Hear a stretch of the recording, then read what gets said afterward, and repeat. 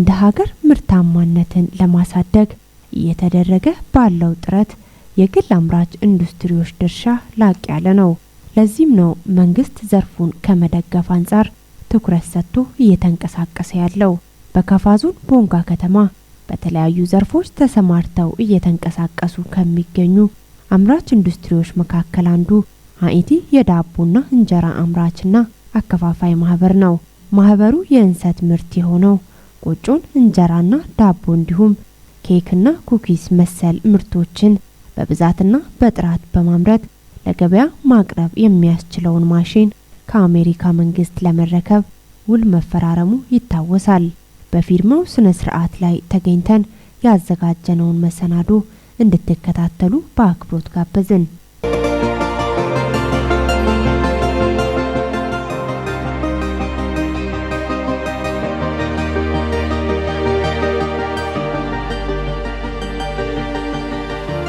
አኢቲ የዳቦና እንጀራ አምራችና አከፋፋይ ማህበር የእንሰት ምርትን በማቀነባበር ለገበያ ለማቅረብ መዘጋጀቱ ነው በስነ ስርዓቱ ላይ የተገለጸው። ከዚህ ቀደም በባህላዊ መንገድ ሲመረት የነበረውን ቆጮን በዘመናዊ ማሽን በመታገዝ ለመስራት መታቀዱ ፋይዳው ከፍተኛ ነው። በመጀመሪያ ደረጃ የማህበረሰቡን የምግብ ዋስትና ያረጋጋል፣ ኢኮኖሚንም ይደግፋል። የምግብ ፍላጎትንም በሚፈለገው ልክ ተበጣጣኝ በሆነ መልኩ ይደግፋል። ዋናው አላማው የምግብ ዋስትናን ለማረጋገጥ ነው። በዞናችን በሁሉም ወረዳ በክልላችንም እንዲሁም በኢትዮጵያ የተለያዩ ክልሎች ላይም ያበቅላል። ስለዚህ ክላይሜት ቼንጅ ራሱ የማይበግረው ቆጮ በመሰረቱ ምንም አይነት የሆነ ድርቅ በመጣ ስሩ የሚቀመጥ ምንም ያክል ጎርፍ በመጣ ተገፍቶ ማይወድቅ እንዲሁም በብዛት ውሃ የሚይዝ ስለሆነ እንደማ ሌሎች ተክሎች ቶሎ መጎዳ አይደለም። ስለዚህ ለአካባቢ ለአጠቃላይ ለማህበረሰባችን ብዙ አይነት ፋይዳ አለው። አንደኛው ከተለምደው አሰራር ወጣ ብሎ በዘመናዊ መልክ በየቤቱ በየሱቁ እንዲገባ ይደረጋል። ያ ሲሆን ደግሞ ሁሉም ህብረተሰብ እንዲጠቀመው ይደረጋል። ስለዚህ ለማህበረሰባችን ብዙ አይነት ፋይዳ አለው። ፕሮጀክቱ በአሜሪካ መንግስት የሚደገፍ ነው። የ5 አመት ነው። አሁን 3 አመት ሰርቷል። 2 አመት ይቀረዋል። በብዛት ደግሞ ፕሮጀክቱ የሚሰራው የምግብ ዋስትናን ለማሻሻል በይበልጥም ደግሞ እናቶችና ህፃናቶች በጣም የተመጣጠነ የተለያየ እና ጥራቱን የጠበቀ ምግብ እንዲያገኙ ነው። ስለዚህ እንዳልኩት ደግሞ 20 ሚሊዮን ሰው ነው ቆጮ ወይም ደግሞ እንሰትን እየተጠቀሙ ወይም ደግሞ እየበሉ ያሉትና ምንድነው የሚጀምረው የገበያ ትስስሩ ወይም ደግሞ ጠቀሜታው ከታች ነው። አንደኛ አርሶ አደሩ ቆጮ ተክልን ያመርታል። ተክሉን ሲያመርቱ ከአርባ ምንጭ ዩኒቨርሲቲ እንዲሁም ደግሞ ከፕራይቬት ማኑፋክቸረር ወይም ደግሞ ግል ካምፓኒዎች ጋር ማሽን ተዘጋጅቷል ወይም ደግሞ ማሽን ተመርቷልና ያ ማሽን ምንድነው ይሄ የቆጮ ተክልን ወደ ቆጮና ወደ ቆጮ ሊጥ ነው የሚቀይረው። አሁን 5 ኢንተርፕራይዞች አሉ። 5 ጥቃቅን መካከለኛ እና አነስተኛ የሆኑ ኢንተርፕራይዞች ለደቻና ጨና ላይ ለ5 ሰጠናል። ስለዚህ አሁን ምንድነው እነሱ ሌላው ደግሞ 9 ደግሞ በሁለተኛው ዙር ይሰጣል። ያ ማሽን ምንድነው የሚያደርገው የቆጮ ተክልን ወደ ቆጮ ሊጥ ነው የሚቀይረው። ስለዚህ MSMሶች ምን ያደርጋሉ ከገበሬ ወይም ደግሞ ከአርሶ አደሩ የቆጮ ተክልን ይቀይራሉ። የቆጮ ተክሉ ወደ ቆጮ ሊጥ ወይም ደግሞ ቡላና ቆጮ ሊጥ ይቀየራል። ከሱ ደግሞ ሃይቲ አሁን ምንለው ካምፓኒ ደግሞ ይወስድና በፕሮጀክት የኢትዮጵያ ትራንስፎርሚንግ አግሪካልቸር ፕሮጀክት በሚሰጠው ማሽን ያን ቆጮ ሊጥ ወይ ቡላ ሊጥን ወደ ቆጮ ወይ ቡላ ዱቄት ይቀይረዋል ማለት ነው። ዱቄቱን ከቀየረ በኋላ ወደ ተለያዩ የምግብ አይነቶች እንጀራ፣ ዳቦ እንዲሁም ደግሞ ኬክና ኩኪስ ይቀይራል ማለት ነው። አሁን ያዝነው ምንድነው በቀን ቢያንስ ቆጮ ተከር የሆነ 2000 እንጀራ፣ 2000 ዳቦ፣ 50 ኪሎ ግራም ኬክና 10 ኪሎ ግራም ኩኪስ አዘጋጅቶ ለማህበረሰቡ እንዲያከፋፍሉ ማለት ነው። አካባቢው ሁላችንም እንደምናውቀው ቆጮ ዋናው የማህበረሰቡ የምግብ ምንጭ ነው፣ የገቢ ምንጭ ነው። ማህበረሰቡ ያው ባህላዊ መንገድ ነው የሚያቀነባብረው። አይታችሁ እንደሆነ በእጅ ነው የሚፋቀው። በጣም ጉልበት ይፈጃል፣ ጊዜ ይፈጃል። ልጆች ተሸክሞ ነው ያንን ስራ የሚሰሩትና ማህበረሰቡ በተለይም እንዲህ አይነቱን በእጅ የሚሰራውን ስራ ትቶ ልክ እንደ ማንኛውም ወፍጮ ቤት እንደሚካሄድ ምርት ያንን የቆጮውን ግንድ ይዞ ሄዶ አስፈጭቶ ወደ ቤቱ ቀጥታ እንዲገባ በማሽኑ ደግሞ ማህበሩ ደግሞ ራሱን እያጠናከረ ትልቅ ድርጅት እየሆነ ማህበረሰቡንም ራሱንም እንዲጠቅምና ማህበረሰቡ በዚህ መልኩ እንዲጠቀም የተነደፈ ፕሮግራም ነው። በጣም እያገለገለ ነው ያለው። ምክንያቱም እናቶች እንደድሮ ጊዜ አይፈጅባቸውም። ቆጫቸውን ወስዶ ወዲያው ፈይቶ ወደ ቤት ይገባሉ። ለምግብ ይጠቀሙበታል፣ ለገበያ ይሸጡታል። በዚህ መልኩ እንግዲህ ጉልበትን ወጪንና ሰዓትን ቀንሷል ብለን ነው የምናስበው። የማህበሩ አባላት እንዲሁም ባለድርሻ አካላቱ የእስካሁን የቅድመ ዝግጅት ስራዎች ያሉበት ደረጃን አስረድተዋል። በዚህ 3 አመት ውስጥ እንግዲህ በዚህ ከአሜሪካ መንግስት ጋር ብዙ አይነት ስራዎችን ሰርተናል። ከፍተኛ የሆነ ስልጠና ወስደናል በዚህ 3 አመት ውስጥ። አሁን በቀረን 2 አመት እስካሁን የለፋ ነው ልፋት ፍሬያችን የምናገኝበት እንሰት ፕሮሰስ ተደርጎ አሁን በሚገጠመው ማሽን በዱቄት መልክ ለዓለም ገበያም ለሀገር ገበያም ለበቃ ነው። እንዲሁም ከዱቄት ባሻገር ለእናቶች ጤናማ የሆነ አመጋገብ እንዲኖር ለህፃናት፣ ለአዋቂዎች፣ ለሁሉም ለስኳር፣ ለግፊት የተመሳሰሉ እንትኖች የግሉቶን ፍሪ ነው፣ ፋት ፍሪ ነው፣ ሹገር ፍሪ ነው። ስለዚህ ማንኛውም ሰው ቢጠቀም ጠቃሚ የሆነ የተክል ዝርያ ነውና ስለዚህ ምግብ ዋስትና ማረጋገጥ ብቻ ሳይሆን ጤናማ የሆነ የምግብ አመጋገብ ስርዓት እንዲኖረን ለማድረግ ነው። ከሀይቲ ዳቦ ማምረቻና ማከፋፈያ ጋር በቅርቡ አብረን መስራት የፈለግነው አንድ እንሰት ላይ ወይም ደግሞ ቆጮ ላይ በተመለከተ ነው። እንደሚታወቀው የቆጮ ወደ 20 ሚሊዮን ህዝብ ይመገባል ተብሎ የሚጠበቅ ነው። ነገር ግን አሁን ያለው የቆጮ ፕሮሰሲንግ አንደኛ በጣም አድካሚ ነው። ሁለተኛ ደግሞ ጥራቱ በጣም በተጠበቀ መንገድ አይደለም የተሰራ ያለው። ሌላው ደግሞ እናቶች ላይም ጫና እየፈጠረ ስለሆነ እንዴት አድርገን ነው ይሄ የእንሰት መፋቂያ ወይም ደግሞ ፕሮሰስን በቴክኖሎጂ በመደገፍ ጥሩ የሆነ ፕሮዳክት ወይም ደግሞ የቆጮና ቡላ እናገኛለን። የተገኘው ደግሞ እንዴት አድርገን ወደ ዳቦ፣ ወደ እንጀራ፣ ኬክ፣ ወደ ኩኪስ እንቀይራለን በሚል ነው አሁን ፕሮጀክቱን አብረን እየሰራን ያለ ነው ማለት ነው። የኢትዮጵያ ግብርና ትራንስፎርሜሽን ትግበራ ፕሮግራም የ5 አመት ፕሮግራም ነው። 7 ሚሊዮን የሚደርሱ የማህበረሰቡን አካል ለማገልገል የተነደፈ ፕሮግራም ነው። በትልቅ ገንዘብ የሚንቀሳቀስ ሲሆን አሁን ባለው የአሜሪካን መንግስት የውጭ ጉዳይ ሚኒስትር ማስተባበሪያ ጽህፈት ቤት በኩል የሚካሄድ ሲሆን በተለይ የግብርናውን ዘርፍ ለማዘመን የሚሰራ ስራ ነው። አሁን እንግዲህ እኛ የምንሰራው አብዛኛው ከግሉ ማህበረሰብ ጋር ስለሆነ የግሉ ማህበረሰብ ግብዓት በብቃት ካገኘ የግሉ ማህበረሰብ ከአርሶ አደሩ ጋር በማስተሳሰር በተለይም ደግሞ ቆጮ ወደ 20 ሚሊዮን ለሚደርሱ የሀገሪቱ ማህበረሰብ የምግብ አቅርቦት ሆኖ የሚያገለግል ግብዓት ስለሆነ ይሄንን በዘመናዊ መልኩ ወደ ማህበረሰቡ እንዲገባ ታች በማህበረሰቡ በኩል ገጠር ላይ ወደ 14 የሚሆኑ የቆጮ የሚፈጩ ማሽኖችን ለጥቃቅንና አነስተኛ ማህበራት ሰጥተናል። ያንን አምርቶ ደግሞ እነሱ ለዚህ ፋብሪካ እንዲያስረክቡና ይሄ ፋብሪካ ደግሞ ቆጮውን እንጀራ፣ ዳቦ፣ ኬክ፣ ኩኪስ አድርጎ ያቀነባበረ ለማህበረሰቡ እንዲያቀርብ ነው። ያው እንደምታውቁት ይሄ ትልቅ ድርጅት ነው፣ ብዙ እየሰራ ያለ ነው። እንግዲህ ይሄንን በማገዝ እንግዲህ የምግብ ስርዓቱን ለመለወጥ የሚሰራ ፕሮግራም ነው። ፕሮጀክቱ ህብረተሰቡን ተጠቃሚ እንደሚያደርግና በሀገር ኢኮኖሚ ግንባታ ሂደት አስተዋጽኦ እንደሚያበረክት ተመላክቷል። የስራ ፈጠራው ለአካባቢው አዲስ በመሆኑ ምን ያክል ውጤታማ ይሆናል ስንልም ጠይቀናል።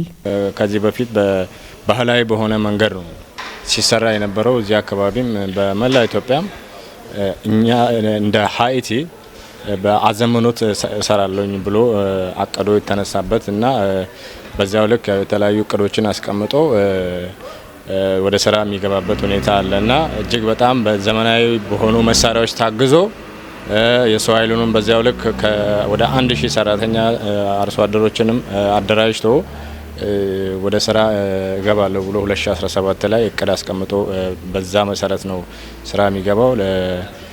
አገር በቀል የሆኑ ማሽኖችና ከውጭም የሚገቡ የተለያዩ ማሽን ተረክበን በነሱ አማካኝነት ሙሉ ለሙሉ ወደ ስራ መንገባበት ነው የሚሆነው።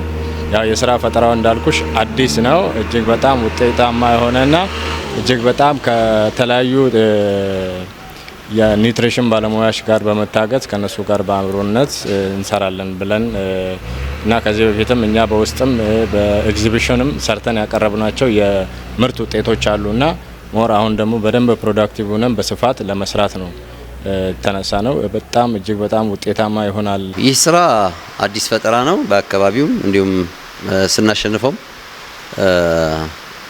በብቸኝነት የተወዳደር ነው የስራ ፈጠራ ነው። እንሰትን በፓውደር መልክ በዚህ መልኩ የተወዳደረ የለም። እኛ ደግሞ መወዳደር ብቻ ሳይሆን ስቴፕ ባይ ስቴፕ ሁሉ ነገር አሟልተን ነው ወደ ውድድሩ ገብተን ለዚህ ክብር የበቃ ነውና ለአካባቢው አዲስ ነው። አዲስ እንደመሆኑ መጠን ብዙ ደግሞ ያስቸግራል ምንድነው ነገር የለም። በባህላዊ መልኩ ስንጠቀመው የነበረ ነገር ስለሆነ አሁን ማዘመን እንጂ ብዙም የሚያስቸግር ነገር የለም። አንደኛው በቴክኖሎጂ የተደገፈ ነው። አሁን የምታውቂው ነው የእንሰት ስራ ወይም ደግሞ የቆጮ ስራ በጣም አድካሚ ስለሆነ ጉድጓድ ውስጥ ነው የሚቆፈረው። ከተቆፈረ በኋላ ደግሞ ኳሊቲው በጣም 3 ወር ሙሉ ይቆያል። ይሄ ቴክኖሎጂ የመጣው ደግሞ አንድ ቆጮን ለመፋቅ ቢያንስ 40 ደቂቃ እስከ 1 ሰዓት ነው።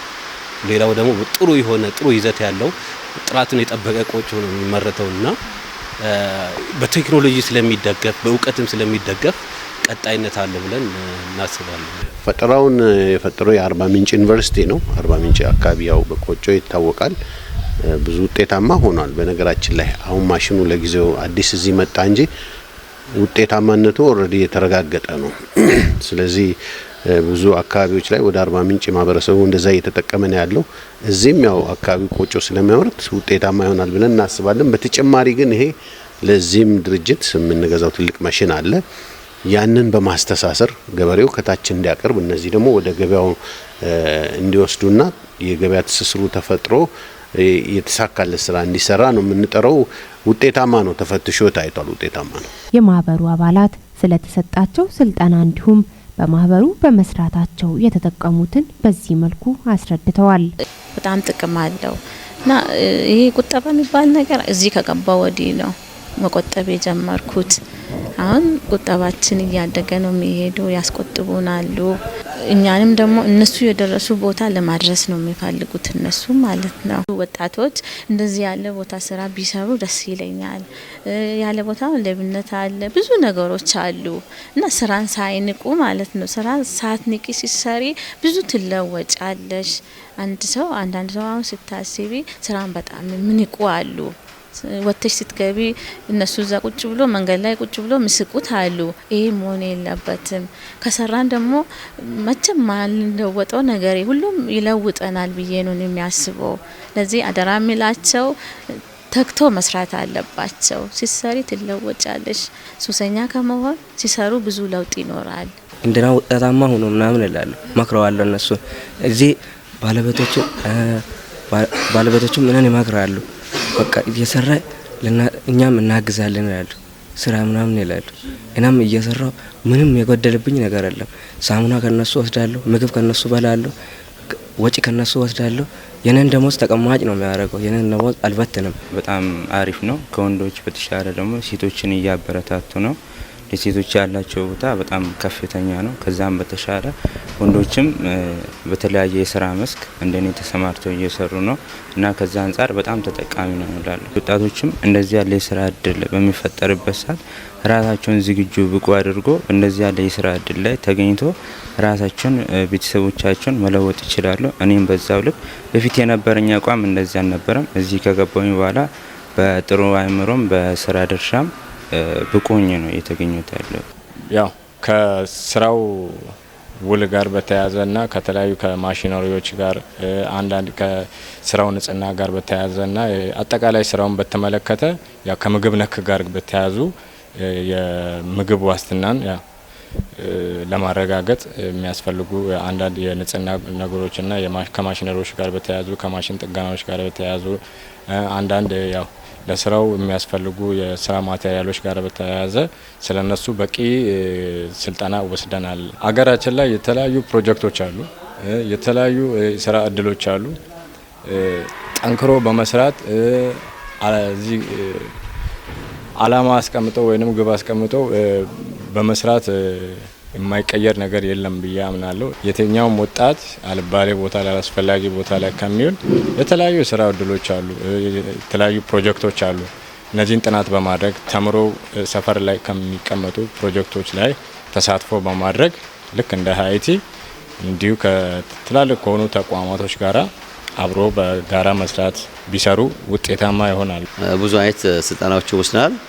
እንዴት ፕሮሰስ መደረግ እንዳለበት፣ እንዴት ሀርቨስት መደረግ እንዳለበት ይሄ ሁሉ ስልጠና የተሰጠበት ብዙ ልምድ የተካሄደበት ስለሆነ ብዙም የሚቸግር ነገር የለም። ከዚህ በፊትም እንደተባለው እንደ ላይ ኢትዮጵያ ወክለን ክልል ወክለን ልምድ ለማካፈልም ለመቀበልም ሂደናልና ከዛ ብዙ ያገኘነው ተሞክሮ አለ። ያ ምንድነው ቴክኖሎጂ ሙሉ በሙሉ ስንጠቀምና ሳንጠቀም የምናገኘው ጥቅም በጣም የተለያየ ነው። ስለዚህ ከዛ የተገኘ የቴክኖሎጂ የልምድ ልውውጥ አለ፣ የስራ ባህል ልምድ ልውውጥ አለ። ይህን እየተቀመረ ነው፣ ተግባራዊ እናደርገዋለን። ተግባራዊ ስናደርገው ደግሞ ብዙ አይነት ለውጦችን ለአካባቢያችን እንዲሁም ለሀገራችን ብዙ ለውጦችን እናመጣለን ብለን እናስባለን። አሁን ላይ 5 ማሽኖች ገብቷሉ ዴቻ ወረዳና ወደ ጭና ወረዳ ላይ ተጨማሪ 9 ማሽኖች አሁን በቅርቡ ይመጣሉ ለጌሻ ለሳይለም አካባቢዎች እንዲሁም ለሰሜን ቤንችና ደቡብ ቤንች በክልላችን ይመጣሉ። ይሄን ማሽኖች እንሰጣቸዋለን። ይሄ ቀላል አይደለም። በተቋሙ በኩል ነው የሚመጣውና ለማህበረሰቡ ከማምረት ጀምሮ ብዙ ጥቅም ነው ያለው። ከመጠቀም አኳያም በጣም ብዙ ጠቀሜታ ያሉ ነገሮች ስለሆነ ከተለያዩ የምግብ አካላቶች ጋርም ቀላቅለን የሚጠቀመው ስለሆነ ማህበረሰቡ ብዙ ጥቅም አለው። አሁን ፕሮፖዛሉን ጨርሰናል። ያው ከአሜሪካ መንግስት የሚያገኘው ድጋፍ አለ። ድጋፉ በሁለት መልክ ነው። አንዱ ነው በማሽን በግዢ መልክ ነው። ሁለተኛው ደግሞ በገንዘብ መልክ ነው። ስለዚህ ከዚህ በፊት ተረስቶ የነበረውን የእንሰትን ሴክተር ወደ አንድ ምዕራፍ ያሸጋግራል ብለን እንጠብቃለን። ሁለተኛ ደግሞ እንደ ናሽናል እንሰት ፍላግሺፕ አለ መንግስት ያዘጋጀውና ከነሱ ጋር በመሆንም ከመንግስት ጋርም በመሆን ይህን ስራ ለማስፋፋት ጥረት እናደርጋለን። ይሄንን መንግስትም እያስፋፋ ነው ያለው። እስከማውቀው ድረስ የክልሉ የግብርና ቢሮም ተጨማሪ ማሽኖችን ይሄንን በማየት እያስፋፋ ነው ያለውና እየተገዛ ነው ያለው። ማህበረሰቡም ድርጅቶችም እየለመዱት ስለሆነ በጣም ቴክኖሎጂው እንደሚስፋፋ በጣም እርግጠኞች ነን። እንደዚህ አይነቶቹ አዳዲስ ቴክኖሎጂዎችን ወደ አካባቢ ለማስመጣት የተጀመረው ጥረት ተጠናክሮ ይቀጥል እያልን ዝግጅታችንን ቋጨን። ስለ አብሮነታችሁ ምስጋናችን ላቅ ያለ ነው። ሰላም።